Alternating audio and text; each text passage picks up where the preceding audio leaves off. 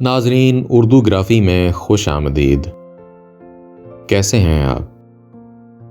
आज आपके लिए नौजवान शायर अजहर इकबाल की एक खूबसूरत गज़ल लेकर आए हैं। मुझे उम्मीद है कि आप पसंद करेंगे। उससे पहले अगर आपने हमारे चैनल को सब्सक्राइब नहीं किया तो अभी कर लीजिएगा और बेल के आइकन पर क्लिक कर दीजिए ताकि आने वाली वीडियोस की इत्तला आपको बर वक्त मिल सके।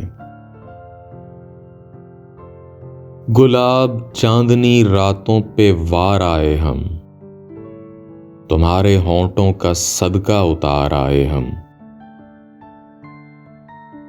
वो एक झील थी शफाफ नील पानी की और उसमें डूब को खुद को निखार आए हम।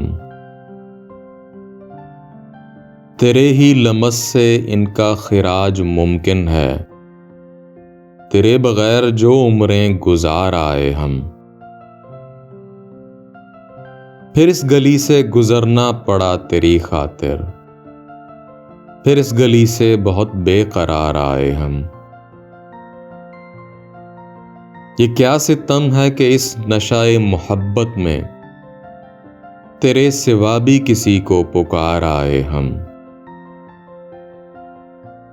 गुलाब चांदनी रातों पे वार आए हम, तुम्हारे होंठों का सदका उतार आए हम।